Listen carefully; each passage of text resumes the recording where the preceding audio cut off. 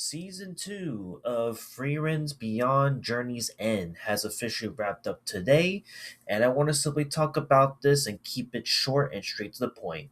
Again, Frieren, for anyone that's pretty big, that's really well known in the anime community up until this point, this is a show that back in 2023, this blew up tremendously. And for many people, and I myself included, I think that this is a 10 out of 10 recommend must watch anime of all time as a result.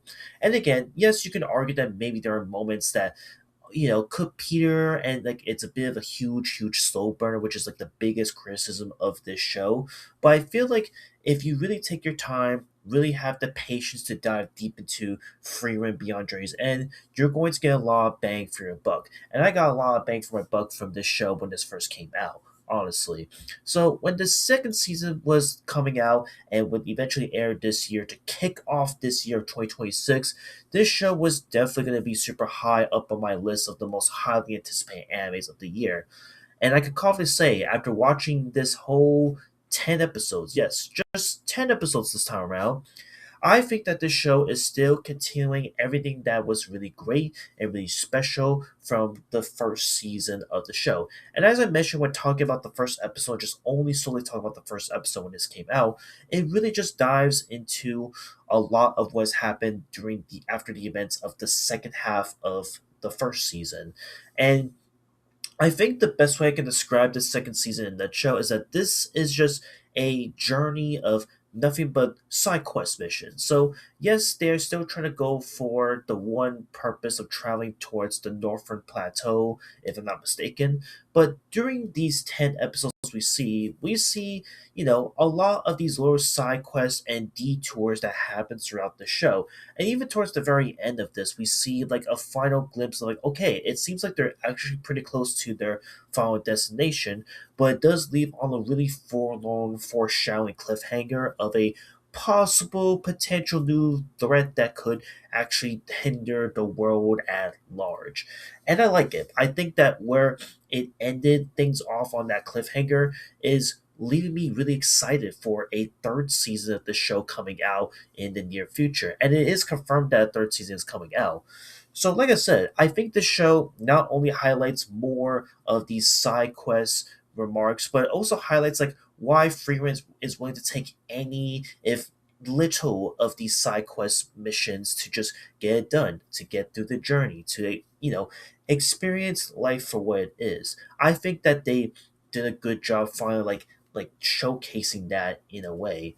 And the relationship with Fern and Stark throughout these 10 episodes was so good, and I feel like now, like in my humble opinion, this is going to be like, for many freerun hardcore fans, this is probably going to be like their underrated anime season of the show so far, because I understand that this isn't going to be like really talked about. It's not going to be like a 20 plus episode juggernaut that the first season was able to deliver right off the bat, right?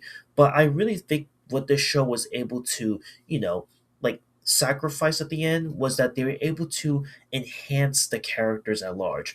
I feel like now you're going to appreciate Freya more in the limelight that she is now. Why she takes on these little quests, why she's obsessed with all these grimoires, why she really cares about Fern Stark. And in this second season, you really come to love Fern and Stark's developed relationship where, again, if you remember when they first met, like respectfully, they were out for each other. They didn't really like each other. They're like, okay, they're kind of mutual, but they're friends. And now in this second season, we see that friendship develop to something even more closer. And you can tell during the in the final moments of these last 2 3 episodes that their bond has truly connected to where it's unbreakable, in my humble opinion.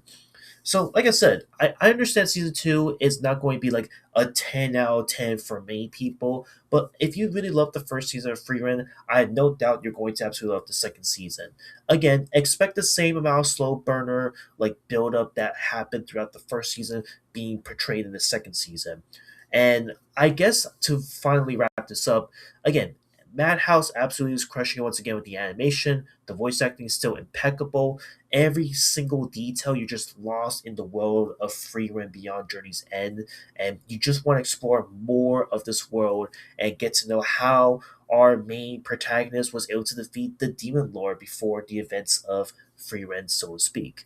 And yeah, I think that's really about it. If I had to rate this right here, right now, I would confidently give this like a I give this like a decent to strong 8 on this thing. I would say maybe a 9 out of 10 as well, but I think an 8 out of 10 is warranted because again, it's only 10 episodes, it's really short, and I think that this is just a season that's solely focused on side quest ventures and just solely dedicated to really developing and fleshing out our three main characters that were plastered throughout the second half of season 2, if that makes sense.